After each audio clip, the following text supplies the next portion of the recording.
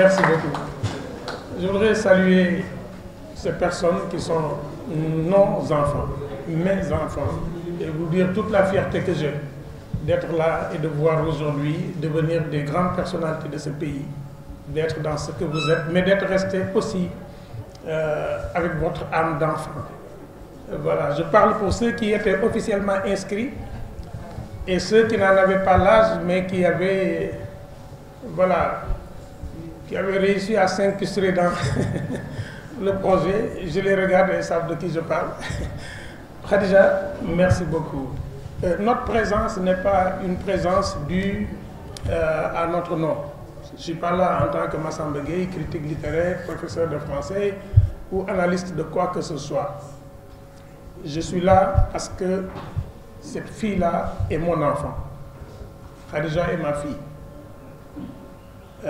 J'ai eu la chance d'avoir joué un spectacle ici, au début des années 2000, sous la direction de Babacar Mbaye.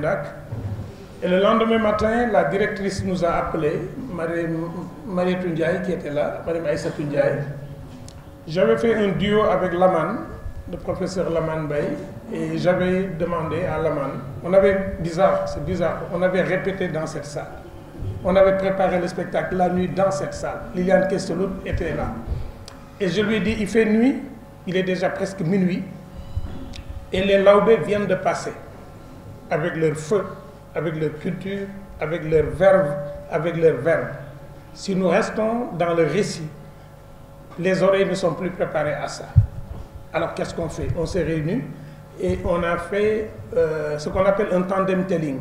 On a raconté la même histoire à deux voix, en séparant les récits des descriptions des dialogues et en travaillant à irriguer le récit à partir de la poétique et du rythme des tassous traditionnels. Donc c'est comme ça qu'on est sorti de là, de cette salle-là, on est arrivé sur scène, on a commencé un récit off et on a donné ce spectacle. C'est ce spectacle-là qui nous a valu la convocation, j'aurais bien aimé que Fanta, ma soeur, soit là, de la directrice et qui nous a dit, je pensais que c'était disparu. Comment maintenant faire pour que les enfants de ce pays vivent ça? L'idée du centre aéré est partie de ça.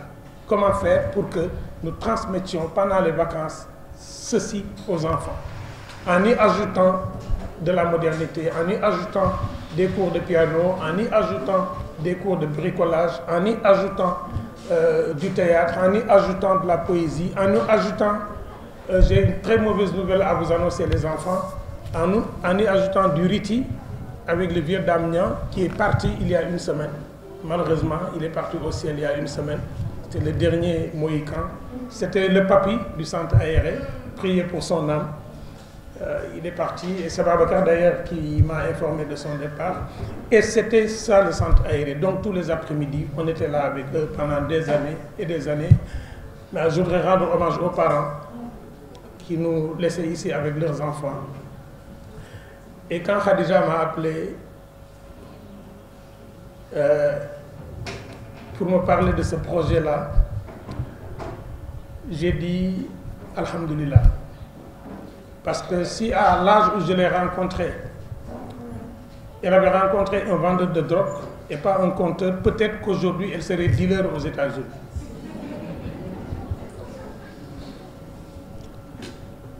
Réfléchissez bien à ce que je dis. Elle a rencontré le conte et les conteurs, très jeune. Elle finit par écrire un livre de contes. Si elle avait rencontré des vendeurs de drogue à cet âge-là, à l'insu de ses parents, qu'est-ce qu'elle serait devenue aujourd'hui? Très riche certainement, multimilliardaire, avec des maisons à 2 millions, mais tu ne serais jamais venu convoquer ta famille ici.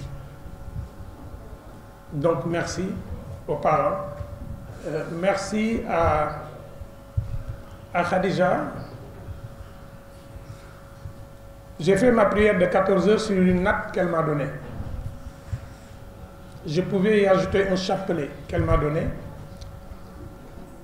et lire après des versets sur un Coran qu'elle m'a offert et qu'elle m'a envoyé alors qu'elle était aux États-Unis. C'est pourquoi je vous dis merci aux parents. merci aux parents et merci à elle.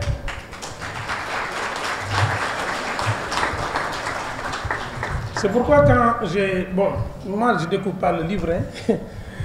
On a vraiment dialogué sur tout le projet,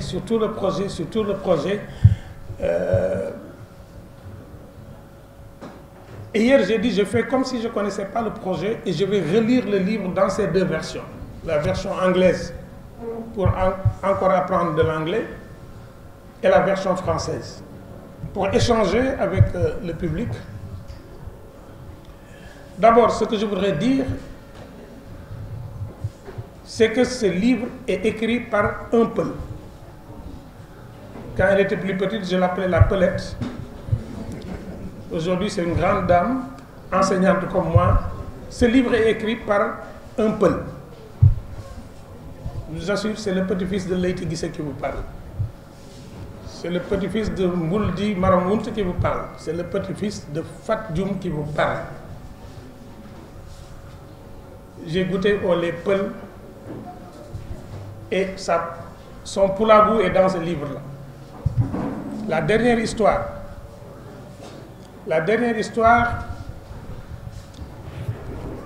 c'est l'amour d'un homme pour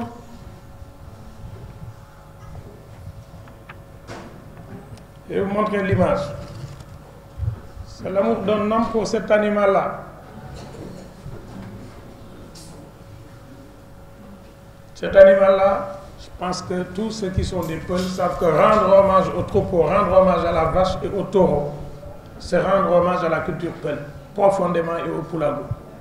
Et le dernier ici rend hommage à une amitié entre un enfant et une vache et un taureau. Et il refuse même, c'est une vache, il refuse même à la fin quelque chose, prêt à donner son sang pour que cet animal ne meure pas.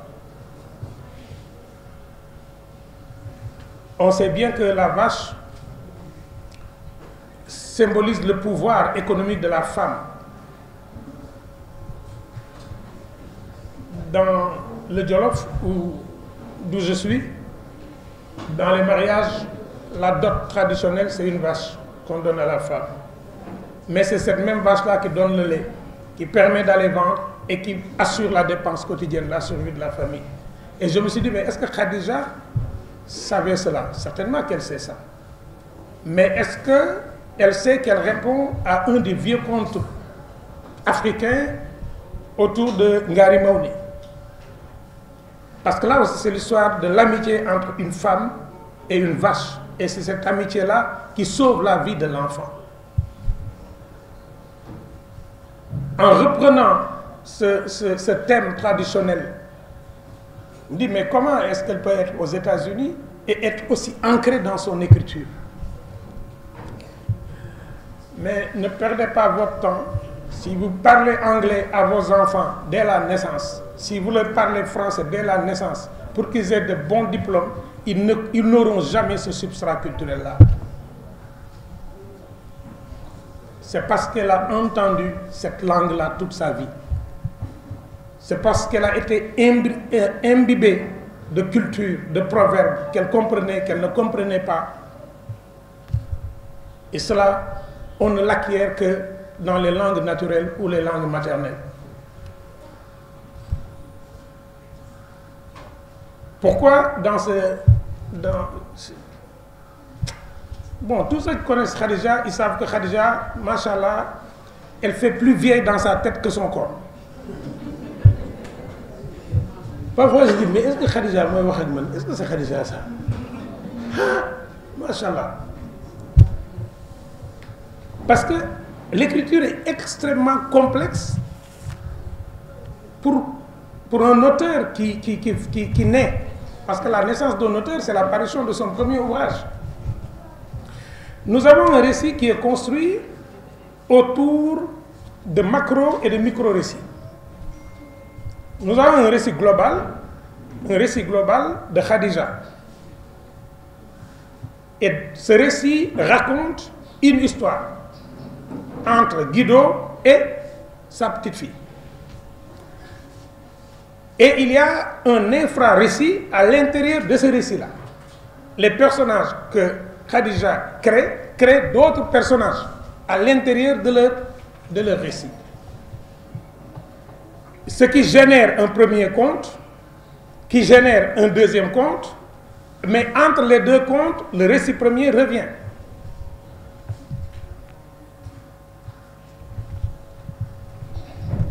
Si vous ne comprenez rien, c'est normal. Parce que c'est l'écriture de Khadija. Mais je veux juste vous... Ce n'est pas... C'est une prouesse qu'en littérature, on atteint lorsqu'on a vraiment assis une certaine notoriété. C'est-à-dire d'arriver à avoir ce qu'on appelle des métatextes à l'intérieur d'un macrotexte, avoir un récit global et à l'intérieur du récit, ouvrir des fenêtres de récit tout en gardant la cohérence finale. Parce que ce n'est pas un conte. C'est plusieurs contes à l'intérieur d'une intention narrative et il y a une continuité. Et chaque personnage véhicule une intention de message, ce qu'on appelle un ethos, mais chaque personnage commence par un antivaleur, une antivaleur qui finit par donner une valeur. Je vous donne un cas. Vous prenez le premier personnage, il s'appelle encore Naya. Naya. Quand un Peul vous dit Midjabi, c'est différent de quand il dit, quand il veut dire le contraire, il dit quoi? Midjaban. Et dans ce livre, les enfants qui sont ont appris à dire non. Non à ce qui est vilain, non au mensonge, non au vol, non, non, non, non. Et quand j'ai vu Naya, je me suis dit, mais d'où vient ce nom-là? D'où vient que ce premier personnage négatif, envieux, qui est le roman sénégalais 6 de 2024, typique, du doylo, gisut lim am, lu nit am yéné wu ko. Je dis, mais d'où vient ce Naya-là? Sauf qu'on connaît les radicales, les racines communes du Wolof, du Peul et du Sérère. Sauf qu'en Wolof, celui qui n'offre rien, la vanaille. Mais ce personnage permet de poser un premier conte. Et dans ce conte,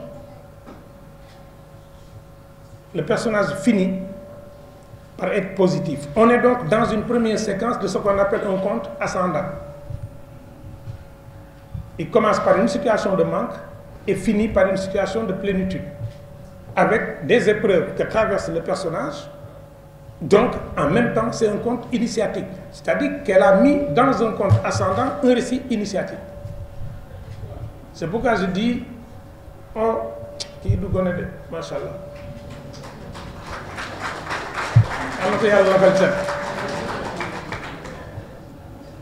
Et dès que cette histoire finit, on est pressé d'aller à l'autre histoire, mais l'auteur dit non, c'est moi qui écris, c'est moi qui raconte, je prends mon temps, toi lecteur, je te tiens et assis-toi là. On sort du récit et on revient à Guido et à celle qui génère tous les textes. Dit aujourd'hui, je vais parler d'écologie. En vous racontant l'histoire. C'est comme ça qu'elle fait venir deux autres personnages qui sont des enfants. Ces personnages sont des enfants, mais des enfants intelligents, des enfants alertes, des enfants qui dialoguent entre eux et qui s'auto-éduquent, comme dans notre société traditionnelle. Et pose juste la question de ce que veut dire la paresse. Après, j'ai dit, mais est-ce qu'elle a lu la charte du Mandé? Parce que dans la charte du Mandé, au XIIIe siècle, il était institué en Afrique de l'Ouest, retenez-le, écrivez-le bien, il était institué en Afrique de l'Ouest un comité dont la mission était tous les jours de faire le tour des villages pour voir ceux qui ne travaillent pas et pour les bastonner. Imaginez, dans un pays de Chine à 10 heures, Et le deuxième attaque la paresse. J'ai vu un proverbe polar qui dit qu'un homme qui a épousé une femme qui a épousé un homme paresseux n'a pas encore un mari. Une femme qui a épousé un homme paresseux n'a pas encore un mari. Mais dès la fin de cette parenthèse narrative, qui est une parenthèse narrative écologique, parce que tout tourne autour d'un jardin, de la nécessité de protéger les animaux, de connaître, etc. Vous voyez que je raconte exprès pour que ceux qui n'ont pas le livre aillent le lire. Parce que c'est le but. On rentre dans un deuxième conte. Et c'est ce conte-là qui est un conte créé. Qui est un conte qu'elle a inventé. Elle l'a inventé parce que quand on regarde la structure du conte, on a deux ellipses, deux anachronies et le monde du rêve qui arrive sur le premier conte. Les ellipses sont volontaires et les anachronies sont volontaires. Mais c'est ça qui me montre que ce conte est un conte moderne. Et ce n'est pas elle qui m'a dit.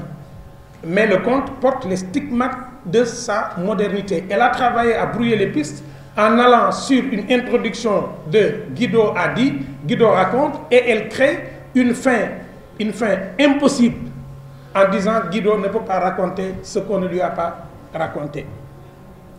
Mais elle plonge son personnage dans une situation qui lui permet d'avoir tous les possibles. C'est la situation de rêve.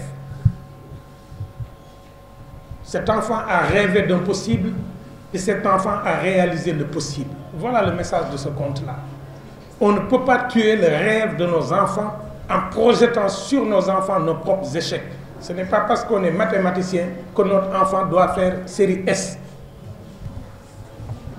Ce n'est pas parce qu'on a raté notre série S que notre enfant doit faire la revanche. Nous ne sommes pas des lutteurs dont les enfants doivent prendre la revanche des combats scolaires échoués. Beaucoup de nos enfants ont vu leurs rêves tués parce que nous avons essayé de prolonger nos rêves sur eux. Et pourtant, Okonko le dit bien, Chinua Achebe le dit bien dans Le Monde s'effondre. Quand Okonko, l'homme le plus fort, a un fils efféminé, Ikemefuna, le soir, il se dit, mais d'où me vient cet enfant? Moi, Okonko le plus fort, d'où me vient cet enfant qui ne me ressemble pas? On dirait que j'ai donné au monde une femmelette. Et le soir, Okonko, qui est là, médite, et il ne se rend pas compte que la nuit passe. Et le lendemain matin, il trouve la réponse.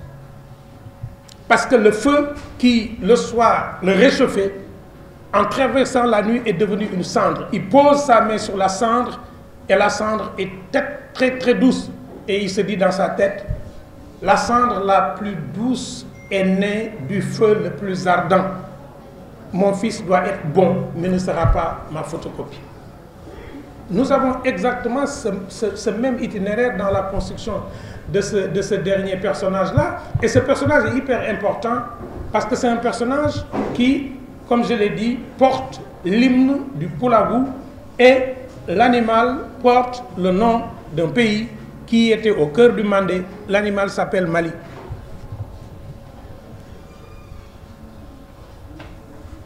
Si Mali vous semble étranger, retournez aux grandes chansons classiques, au premier inceste raconté dans l'histoire de l'Afrique de l'Ouest, Mali Sayo.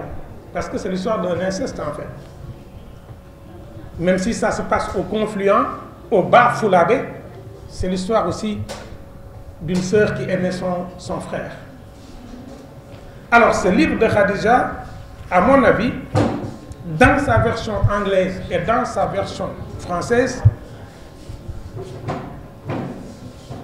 est un mot bien connu. Merci à ceux qui nous ont transmis.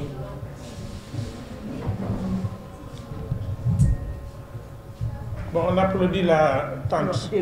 Applaudissez-moi, tante. Fanta, on sait que Fatick c'est loin. De Fatick à Dakar, on peut se permettre d'arriver à cette heure.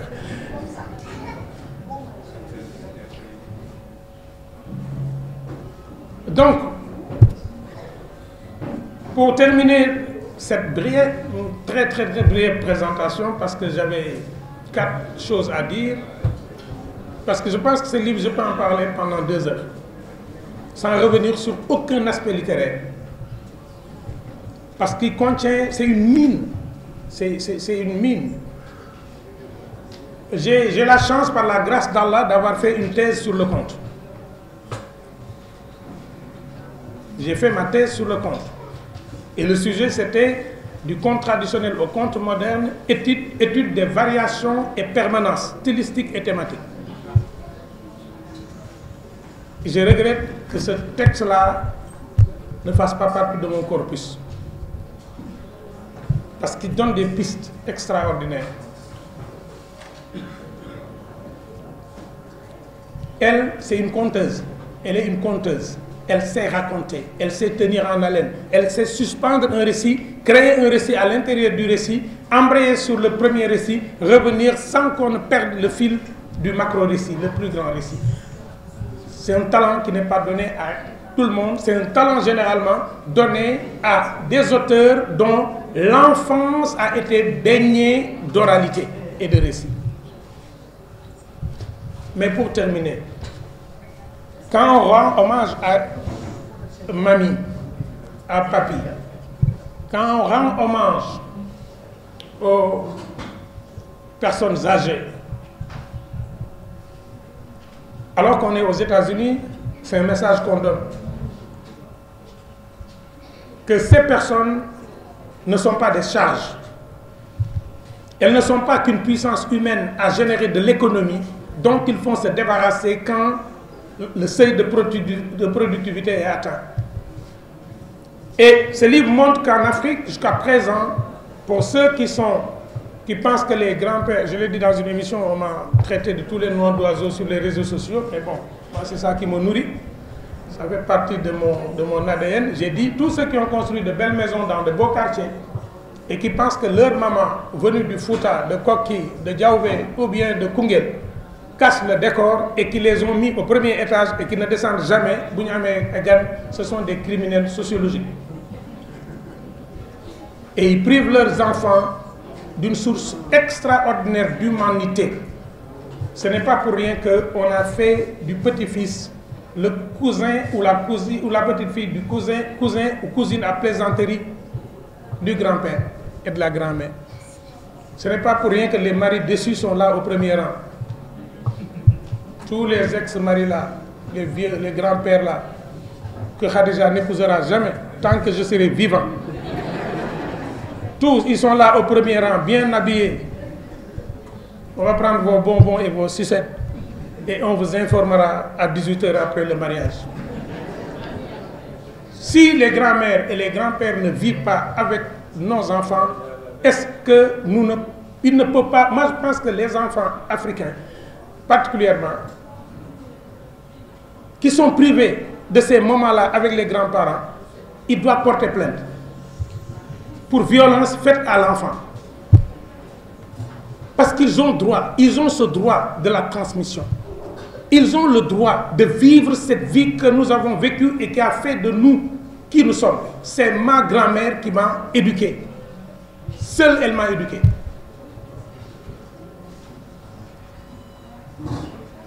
Alors, est-ce que j'ai le droit de priver mes enfants de vivre cela? J'en ai pas le droit.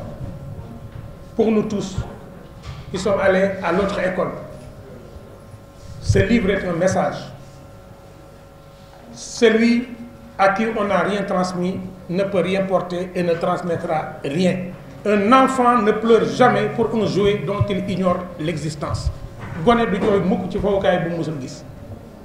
Si vous achetez des pistolets pour vos enfants, demain s'ils sont des agresseurs, quand ils vont au tribunal alterner, s'ils dorment un jour, dormez l'autre jour à sa place. Vous êtes responsable. Khadija, je suis heureux, je suis très très heureux. Je suis ñaanal que le livre bi bañ a doon sa cat. Tu fais beaucoup de choses cachées, mais malheureusement, Barmalou Guilé moom bu juddoo ci ron lal tamit di ci màggee. Le chamallow peut naître sous un lit mais ne peut pas grandir dedans. Donc achetez ce livre, lisez-le. Il nous reste maintenant à l'envoyer au ministère de l'Éducation nationale, à l'envoyer et à demander qu'il soit intégré dans la lecture complémentaire des enfants pour la maternelle et le premier cycle. Parce que je pense que c'est là-bas qu'il y a sa place. Merci beaucoup. Ma mère m'avait dit, si celui qui parle n'est pas fatigué, qu'il ait au moins pitié des oreilles qui l'écoutent.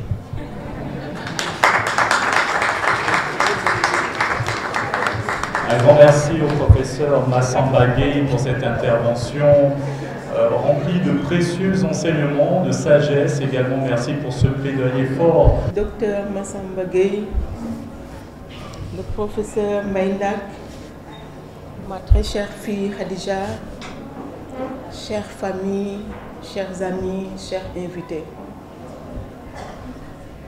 Je voudrais remercier Khadija de m'avoir donné aujourd'hui l'occasion de parler un peu de notre compagnonnage. Elle et la Maison de la Culture d'Outasek, mais Khadija aussi et ses amis, ses camarades de l'association Asaka qui a été créée ici au niveau de la Maison de la Culture d'Outasek. J'ai quitté la Maison de la Culture d'Outasek, ça fait, on va dire, 4 ans ou 5. Et aujourd'hui, c'est la première fois que je retourne ici à la Maison de la Culture. Donc, vous comprendrez mon émotion pour prendre parole ici. La Maison de la Culture a vu Khadija grandir.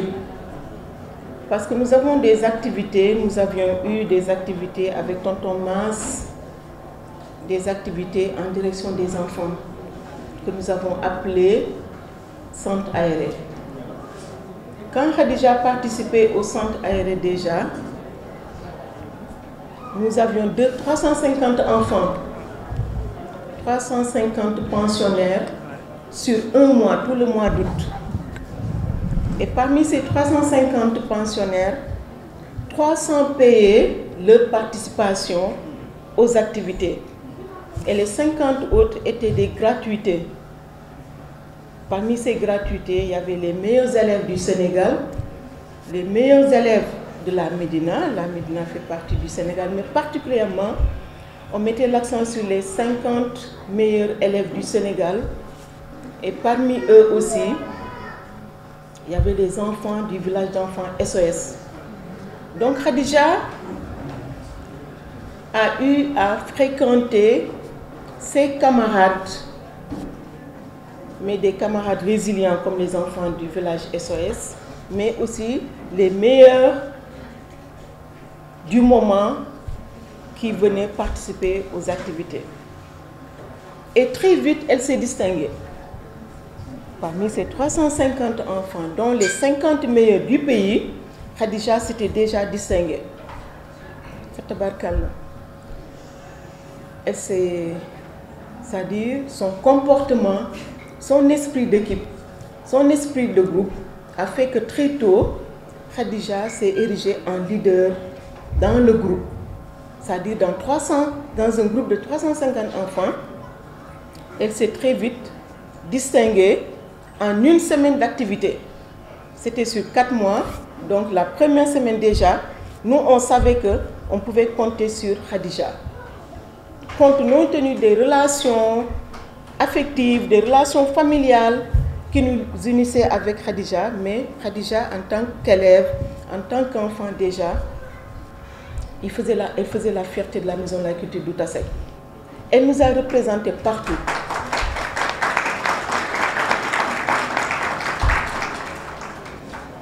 Khadija, quand on allait à la présidence, c'est elle qui prenait la parole au nom de tous ses camarades. Les activités extramuros, on pouvait aller à Mbindjogé chez le royaume d'enfance de Senghor, et c'est Khadija qui prenait parole aussi au nom de tous ses camarades. Donc elle a très vite montré que nous pouvions être fiers d'elle. Et on a poursuivi l'expérience avec Khadija et les autres Et elle fait partie aussi, parmi tous ces enfants, les premiers à être responsabilisés pour désormais animer les ateliers. Donc très tôt, Khadija n'est pas longtemps restée élève pensionnaire du centre aéré, mais très vite, elle a été monitrice et l'année suivante, encadreur. De quel atelier? Atelier d'écriture. Et c'est elle qui est venue nous proposer, nous dit Tata Fonta, je voudrais animer un atelier de littérature. Ça veut dire que Khadija a commencé trop tôt son amour pour le livre. Et elle a eu à encadrer beaucoup d'enfants. Si jeune, beaucoup d'enfants, dont sa cousine, Célie, dont sa cousine Célie, elle s'est battue pour que le livre de Célie soit présenté ici.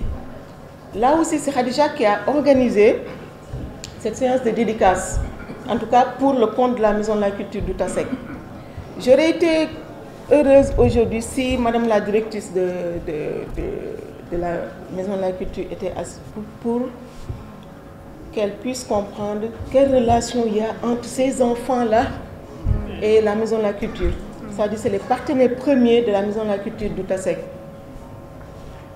Si moi, on m'appelle depuis Fatick pour me dire il faut venir pour participer à cette séance de dédicace et faire un mot, je dis je ne vais pas écrire, je vais laisser mon cœur s'exprimer et je sais que tout ce que j'aurai à dire, les enfants sont là, ils peuvent témoigner de la véracité de tout ce que j'aurai à dire sur Khadija.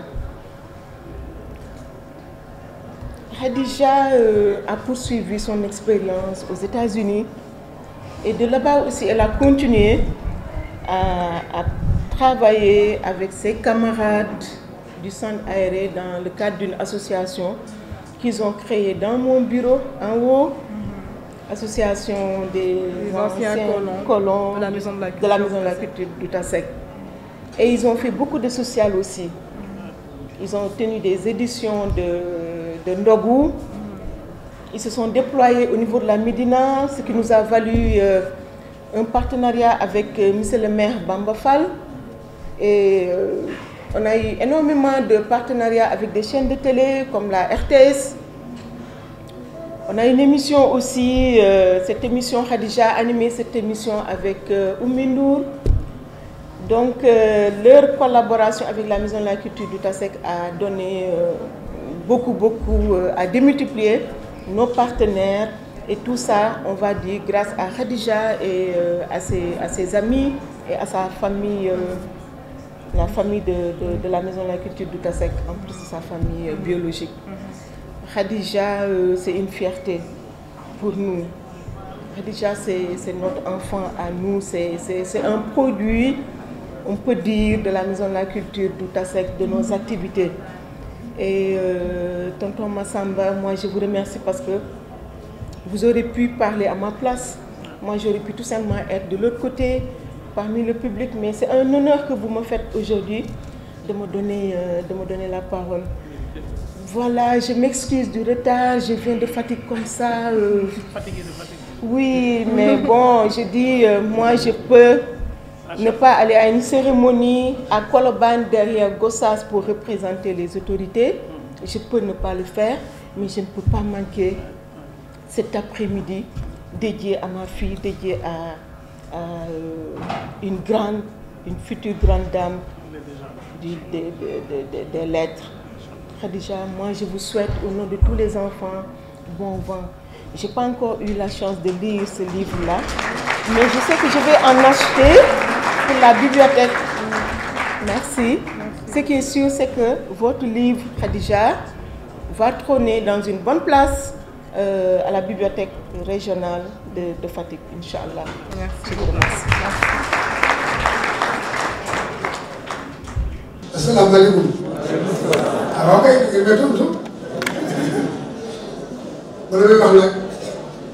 je voulais demander l'autorisation de parole à mon maître qui est ici, mon professeur, le ministre Abdoulaye Iman Kane. Mais avant d'être ministre, il a été mon professeur de philosophie au lycée de Diagne. Monsieur Kane.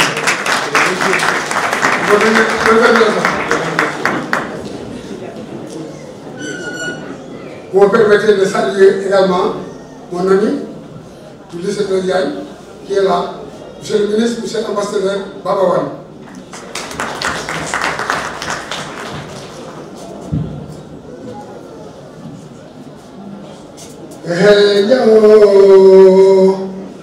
Sawadiyaade kama yaade bele salmi na den nam jom te tugal jom mo haromba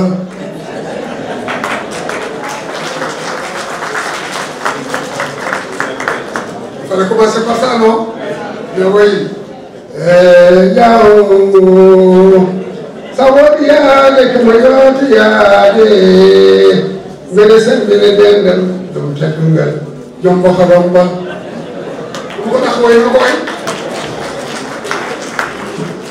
Merci beaucoup. Dieu a fait dire au prophète, lis. Et nous lisons. Il a dit au compteur, Dieu, au compteur de dire, et nous disons. Lis, dis. Voilà pourquoi nous disons. Et Khadija nous a entendu dire, et elle est en train de lire et d'écrire. Elle m'a replongé sans le savoir dans l'histoire de ma carrière d'enseignant. Quand j'ai entendu au bout du film Abdoulaye Ly, je ne sais pas s'il est dans la salle, Abdoulaye Ly, le frère d'Eliman Ly, dont le père était le receveur de la poste de Nord en 1980, au moment où j'entrais dans l'enseignement au lycée Ibou Diallo Sall, vous me renvoyez très loin dans ma carrière. Et ça me rappelle également Binta. Binta, il n'y a pas de hasard. Binta qui a témoigné. Ah, la voilà. Voilà une de mes élèves des années 80. Au lycée Ibou Diallo Sall ici. Et c'est un plaisir d'être là avec vous ce soir.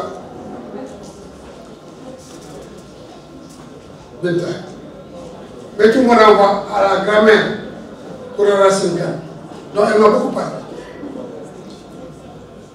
Kourara Sinkan, dont la filiation me renvoie aussi à la grande royale, Fatoumata Sinkan, grand-mère de mon condisciple et ami, Abdoulaye Sinkan, du lycée de l'État. Et tous les cas me renvoient également à M. Abdoulaye Eliman Kane, à notre maître, Omar Kane, de l'Université de Dakar, qui nous a formés en première et en deuxième année. Donc, j'ai une dette envers les Kane ce soir. Et cette dette-là, je vais l'utiliser à compter. Le monde est petit. Il faut faire attention au Sénégal. C'est un pays magique. Il faut faire attention au Sénégal. C'est un pays magique. C'est un pays de rencontre, de retrouvailles. Khadijatou, ce n'est pas moi qui l'ai inspiré. J'ai peut-être participé à déclencher en l'initiant aux arts du récit au lycée Ngalandou Diouf avec Mme Fall. Mais l'inspiration en latence de sa grand-mère Goudé qui dormait en elle. Elle n'a jamais rompu avec moi. Que les arts oratoires, dont le code pédagogique d'humanisation de nos ancêtres sont ma vocation génétique. Khadija, en nous suivant en cela, a compris. Et elle a écrit. We could paint the sky with the colors of freedom. We could together sing a simple song with the words of love and freedom. Je la provoque parce qu'elle est en Angleterre, aux États-Unis. Voilà. Et si tu veux que je compte, tu m'ouvres le compte en bourrade. Je la provoque.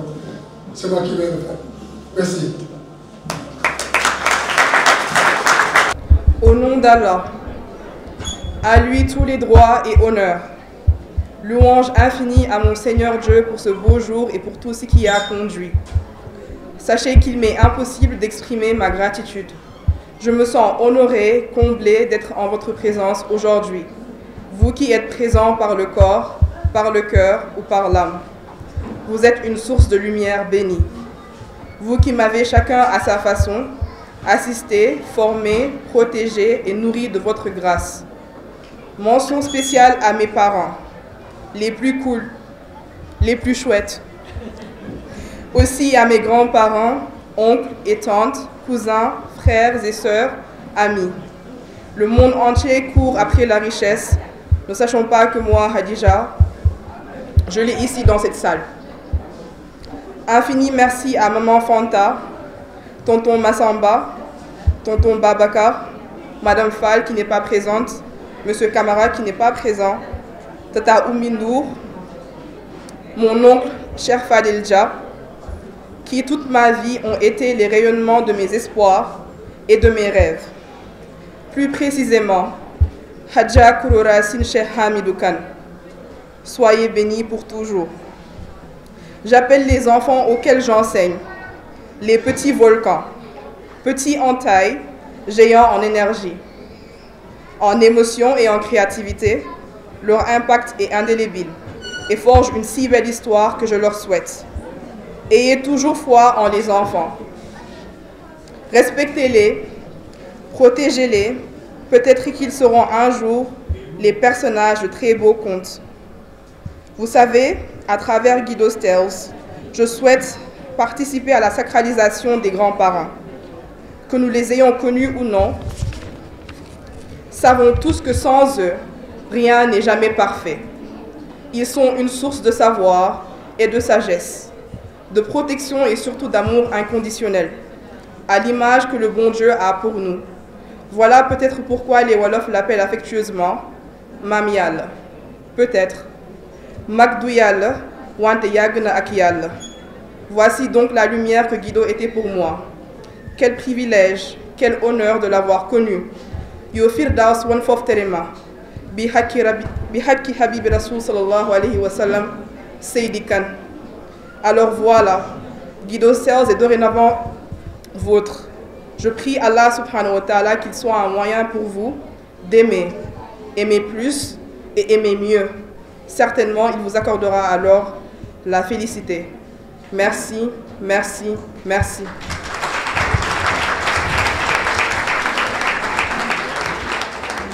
Encore merci à tous d'être venus à cette séance de dédicace.